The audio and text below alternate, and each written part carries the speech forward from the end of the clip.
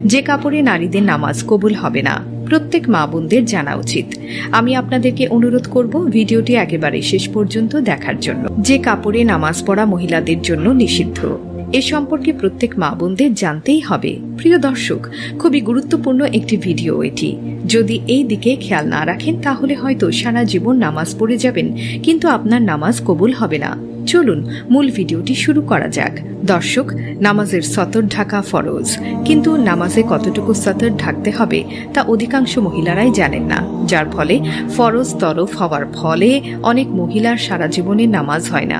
আবার নারীদের জন্য নফল নামাজ পড়ার কোনো তাগিদ নেই, তারপরেও দেখা যায় নারীরা নফল নামাজ পড়াতে পুরুষের তুলনায় এগিয়ে থাকে। কিন্তু অনেক নারী কোনো ওজর ছাড়া বসে বসে সব নামাজ আদায় করে থাকেন।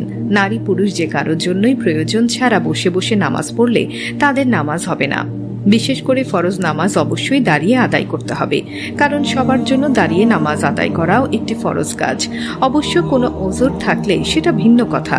সাধারণত নারীরা অনেক সময় শাড়ি পরে নামাজ পড়ে থাকেন, আর শাড়িতে কোনোভাবেই পর্দা আদায় হয় না, কেননা শাড়ি পরে নামাজ পড়লে পর্দা লঙ্ঘন হবার সম্ভাবনা বেশি থাকে। যেহেতু পর্দা নামাজের মতোই ফরজ, তাই নামাজের আগে পর্দা ঠিক রেখেই নামাজ আদায় করতে হবে। নারীরা যে পোশাক পরিধান করুক না কেন, সেই নারী যদি অন্ধকার ঘরে একাও নামাজ পড়ে থাকেন, তবে নামাজের সময় এই বিষয়গুলোর প্রতি লক্ষ্য রাখতে হবে, যার ব্যতিক্রম হলে নামাজ হবে না। আয়েশা রাদিয়াল্লাহু আনহু থেকে বর্ণিত হাদিসে আল্লাহর রাসূল সাল্লাল্লাহু আলাইহি ওয়াসাল্লাম বলেছেন, প্রাপ্তবয়সী নারীরা ওড়না ছাড়া নামাজ আদায় করলে তা আল্লাহর নিকট কবুল হবে না। সুনান আবু দাউদ হাদিস 641। প্রিয় দর্শক, নামাজের সময় নারীদের এই বিষয়গুলোর প্রতি লক্ষ্য রাখতে হবে। 1. যদি কপালের কাছে কিছু চুল বেরিয়ে যায়। 2. কান একটা বা দুটো বেরিয়ে যায়। 3. যদি কানের পাশে জুলফির চুল বেরিয়ে যায়। 4. পেছনের চুল বেরিয়ে যায়। 5. থুতনির নিচে গলার কাছে কোনো অংশ বেরিয়ে যায়। 6. যদি হাতের কাছে কিছু অংশ বেরিয়ে যায়। 7. যদি পেট বা পিঠের কাছে কিছু অংশ বেরিয়ে যায়।